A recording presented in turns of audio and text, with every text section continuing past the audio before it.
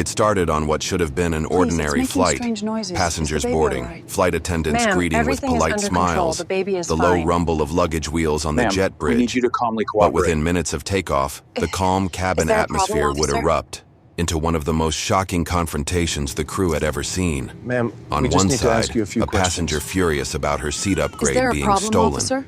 On the other, a terrified family begging for oxygen for their newborn who suddenly couldn't breathe. The clash between entitlement and true emergency left the entire plane in stunned silence. And the fallout? Well, let's just say this is one story you won't forget. But to understand how things escalated so quickly, let's rewind to the beginning. The family at the center of this story wasn't the type to cause trouble.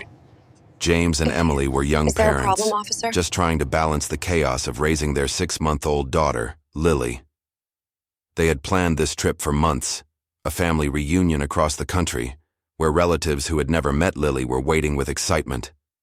The morning was hectic, of course, like any travel day with a baby.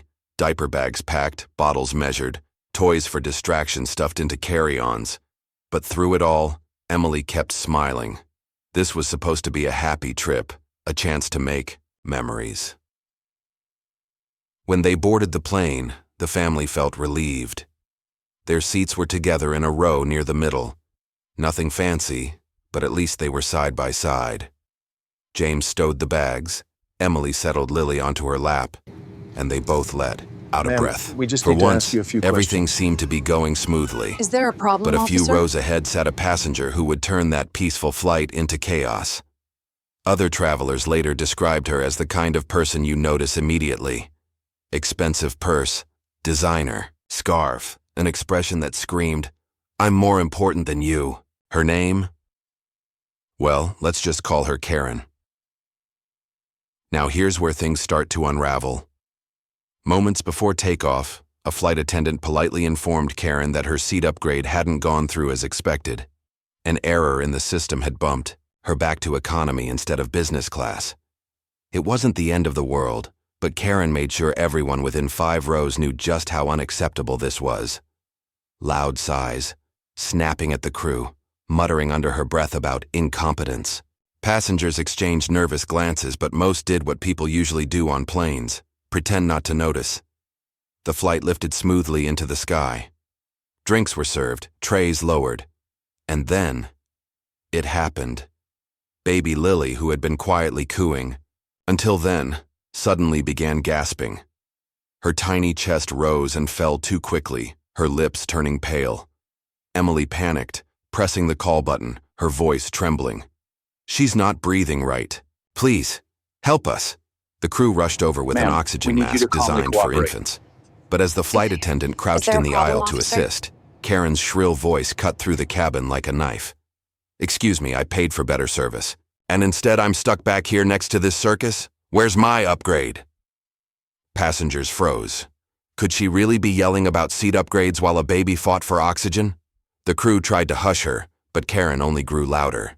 She accused the airline of neglecting her needs while catering to people who didn't even pay for premium seating. The audacity left even the most patient travelers seething.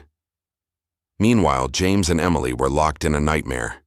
Every second felt like an eternity as the oxygen mask was fitted onto Lily's tiny face. Her breathing steadied, but only slightly. Emily was in tears, whispering prayers, clutching her baby's hand. James kept glancing back at Karen, disbelief written across his face.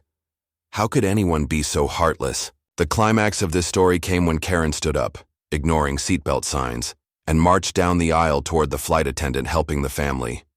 She actually demanded that the oxygen be given to her first because she was feeling stressed from the inconvenience. The cabin erupted. Passengers shouted at her to sit down. One man in the back yelled, "Are you kidding me? It's making strange It's a noises. baby." Is the baby all right? Another woman snapped, Everything is under "You should be control. ashamed The of baby is yourself." fine. Even the flight crew, usually We just trained need to to stay ask you a few calm, questions. struggled to hide their disgust. Is there a And problem, then came the officer? moment no one will forget.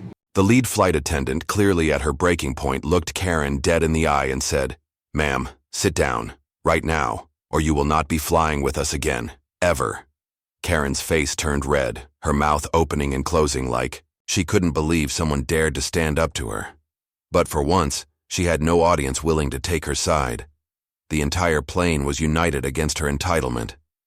Defeated, she slumped back into her seat, muttering about lawsuits and unfair treatment. Meanwhile, baby Lily's breathing finally normalized under the oxygen flow. The tension slowly melted into relief. Passengers who had been holding their breath applauded softly as Emily whispered thank yous to the crew through tears. James kissed his daughter's forehead, his hand shaking from the adrenaline. In that moment, the entire cabin felt connected, strangers brought together by the raw reminder of what really matters. By the time the plane landed, Karen bolted off without so much as an apology, but word of her outburst spread quickly. Passengers shared the story online, outraged by her behavior. Within days, it reached viral status, clips, tweets, posts everywhere. And the airline? They quietly confirmed what many had hoped. Karen had been permanently banned from flying with them. Justice, at last. So what's the takeaway from this shocking clash at 30,000 feet? Entitlement can be loud, but compassion will always speak louder. In the end, it wasn't Karen's screaming that defined that flight. It was the kindness of strangers rallying around a family in crisis. Is there a problem, And officer? maybe that's a reminder we all need. Sometimes the real upgrade is choosing humanity over selfishness. We just need to ask you a few questions. But let me ask you, Is there if a you were problem, on that officer? flight, what would you have done? Would you have spoken up against Karen or stayed quiet like most passengers tried to in the beginning? And do you think banning her from flying was enough, or should there have been even stronger consequences?